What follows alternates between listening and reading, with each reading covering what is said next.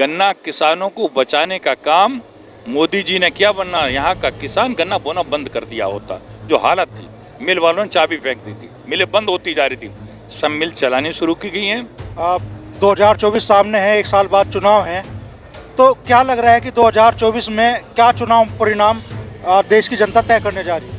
West UP में खासतौर पे किसान आंदोलन का असर आप 2022 के विधानसभा चुनाव पे आपने महसूस किया होगा, तो क्या 2024 में वो चुनाव परिणाम दोहराना आसान रहेगा आपके लिए 19 वाला? अगले चुनाव में मोदी जी को पहले से अधिक सीट मिलने वाली हैं और यहाँ भी संजीव बालियान भारी बहुमत से जीतने वाले हैं। नमस्कार दोस्तों, एसबी न्यूज इंडिया के डिजिटल पैनल, आपके अपने Facebook page, YouTube channel Amrish Baliyan पर आप सबका हार्दिक स्वागत है, अभिनंदन है।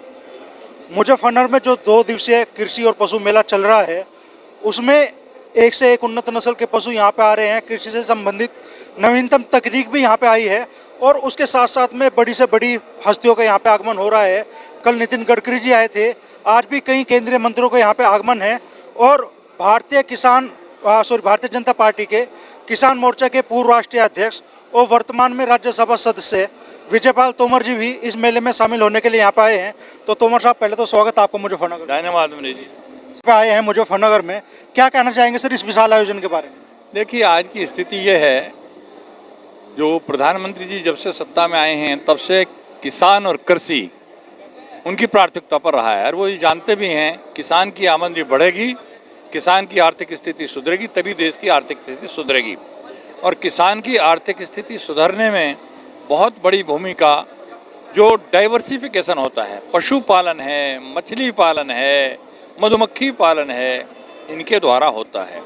तो किसान की नंबर 1 वैल्यू एडिशन हो, जो किसान पैदा कर रहा है प्रोसेसिंग और मार्केटिंग की ठीक व्यवस्था हो। नंबर 2 डाइवर्सिफिकेशन हो, एक गाय 1 एकड़ जमीन के बराबर पैदा देती है, तो पशुपालन को बढ़ावा दिया जाए, मधुमक्खी पालन को बढ़ावा दिया है।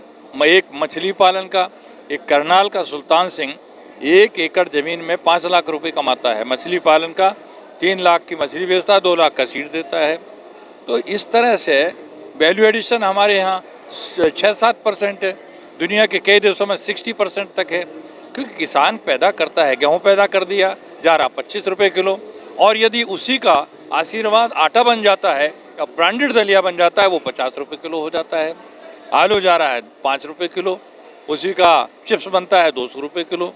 तो इस तरह प्रोसेसिंग की और मार्केटिंग की, इसीलिए एफपीओ बनाने की बात की जा रही है और पशुपालन और मछली पालन और मधुमक्खी पालन को बढ़ावा देने का काम सरकार कर रही है। अच्छा, 9 साल का कार्यकाल मोदी जी का जल्दी पूरे होने जा रहा है।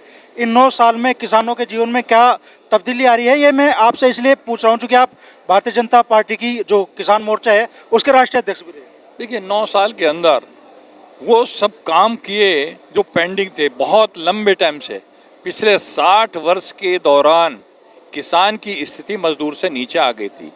1750 तक भी दुनिया की आर्थिक जो उसमें हिस्सेदारी भारत की 25% थी, ये घट के 3% रह गई थी। जब देश आज़ाद हुआ तो 51.8% लोग यहाँ देश की अर्थव्यवस्था में कृषि का योगदान था। मोदी जी ने सत्ता संभाली तब 13% पे आ गया। क्यों आया? किसान मजदूर से नीचे क्यों हुआ? इसलिए हुआ कि किसान को बजट का उसका सही हिस्सा नहीं दिया। इन 9 साल में परिवर्तन आया है, क्योंकि अब देखिए आर्थिक स्थिति एक बहुत बड़ी चुनौती भी है। क्यों कि दुनिया का 18% आबादी हमारे पास है, 11% पशु हमारे पास हैं और हमारे पास ज़मीन केवल 2.5% है, पानी हमारे पास 4.5% है। इसमें हम कम ज़मीन और कम पानी से कैसे ज़्यादा पैदावार लें और पैदावार के साथ उसकी वैल्यू एडिशन कैसे करें। तो सबसे पहले कृषि का बजट बढ़े और ग्रामीण विकास का बजट बढ़े, तो प्रधानमंत्री ने ये किया। यदि हम देखते हैं 9-10 का बजट केवल 12,000 करोड़ था कृषि पे, इस साल का हमारा बजट है 1,25,000 करोड़ से ऊपर का। पिछले साल का बजट भी इतना ही था, उनका 5 साल में कभी 1,23,000 करोड़ से ऊपर नहीं गया। तो जब कृषि पे बजट नहीं होगा, ग्रामीण विकास पे बजट नहीं होगा, तो कैसे प्रधानमंत्री जी ने की कोशिश रही है किसानों की लागत घटे और आमदनी बढ़े।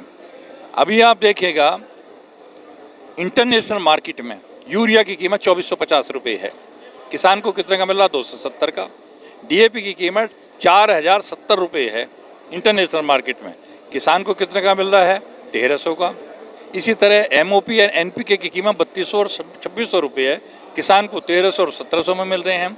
तो सारी की सारी सब्सिडी अनुदान किसानों को देने का काम किया जा रहा है। दूसरी तरफ लागत कम हो और आमदनी बढ़े, उसके लिए ज़रूरी है, स्वामीनाथन की रिपोर्ट तो 6 में आ गई थी, क्यों लागू नहीं करी?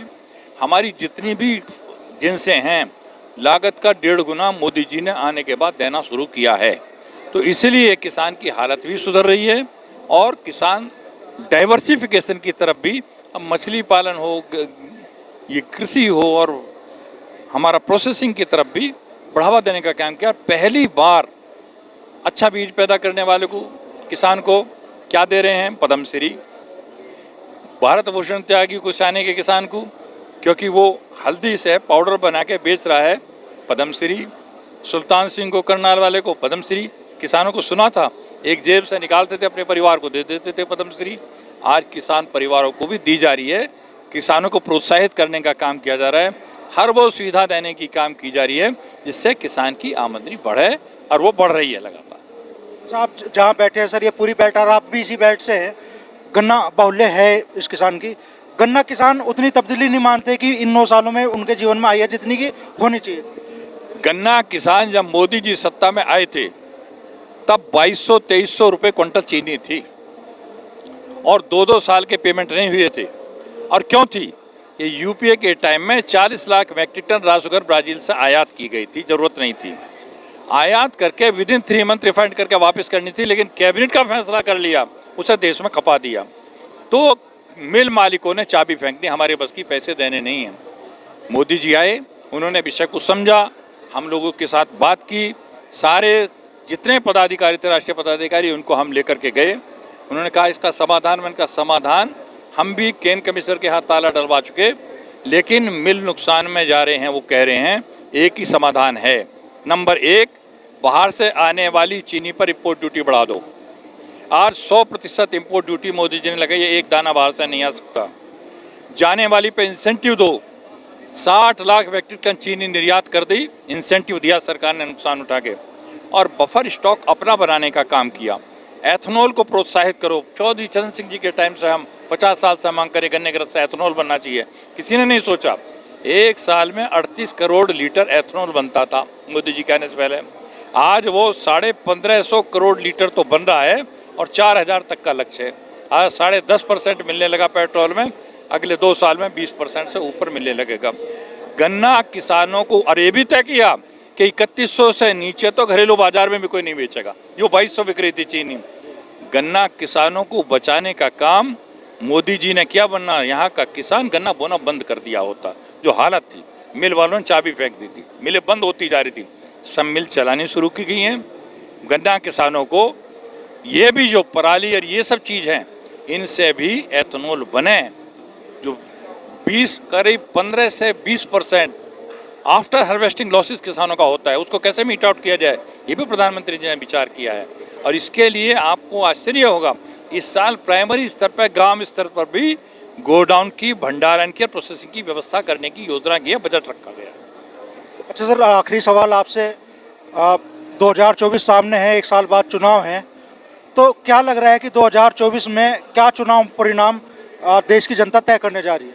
देखिए, देश की जनता मन बनाए हुए है। ये देश जो कभी एक भिखारी के रूप में जाना जाता था, आज वो देने वाले के रूप में जाना जाता है। आज दुनिया की 5वीं बड़ी ताकत बन गया है, ब्रिटेन को पीछे छोड़ दिया है, और विषम परिस्थितियों के बाद भी अगले 2 साल में भारत दुनिया की तीसरी ताकत बनने जा रहा है, जर्मनी को भी पीछे छोड़ देगा। विषम परिस्थितियों में भी भारत की आर्थिक स्थिति अच्छी है, जबकि आसपास की सबकी आर्थिक स्थिति है। दुनिया में फास्टेस्ट ग्रोथ भारत की इस समय है, और आज दुनिया के तमाम बड़े नेता ये सुनना चाहते हैं मोदी जी बोल क्या रहे हैं, उनका सम्मान करते हैं, हर भारतीय का सम्मान होता है। अभी मैं फिजी में होकर आया हूँ, पीछे उपराष्ट्रपति के साथ 3-4 देशों में गया, जहाँ जाओ चाहे मुस्लिम देश भी हैं, वो कहते हैं मैं मोदी जी जैसा प्रधानमंत्री हो, मोदी जी जैसा।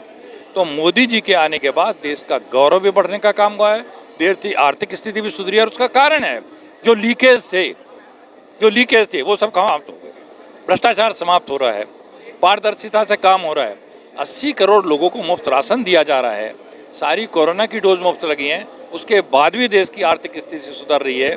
जीएसटी रिकॉर्ड जीएसटी इकट्ठे हो रही है, रिकॉर्ड इनकम टैक्स दिया जा रहा है। तो कारण क्या है? कारण ये है कि भ्रष्टाचार समाप्त हो रहा है। जो नंबर 2 में पैसा जाता था वो सब बंद हो गया है। इसलिए अगले चुनाव में मोदी जी को पहले से अधिक सीट मिलने वाली हैं और यहाँ भी संजीव बालियान भारी बहुमत से जीतने वाले हैं। वेस्ट यूपी में खासतौर पे किसान आंदोलन का असर आप 2022 के विधानसभा चुनाव पे आपने महसूस किया होगा, तो क्या 2024 में वो चुनाव परिणाम दोहराना आसान रहेगा आपके लिए 19 वाला?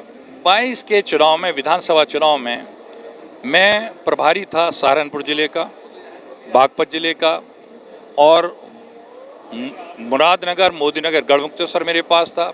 इसके बाद फतेहपुर जिला भेजा, फिर बनारस चंदौली भेजा। तो फतेहपुर और चंदौली तक भी मुझसे यही पूछते थे फर्स्ट फेज में क्या होगा।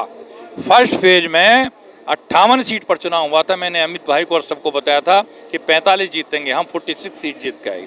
सहारनपुर में भी हमारी बढ़ी है और यहाँ से लगा के गाजियाबाद से आगरे तक सीट किसी को नहीं मिली, सब बीजेपी को मिली है। तो हमारा तो बहुत अच्छा रहा है। तो ये थे राज्यसभा सांसद विजयपाल तोमर जी, जिनका कहना है कि भारतीय जनता पार्टी 2019 के लोकसभा चुनाव में 2024 के लोकसभा चुनाव में वही परिणाम लेकर आने वाली है जो कि 2019 के लोकसभा चुनाव में पार्टी ने हासिल किया।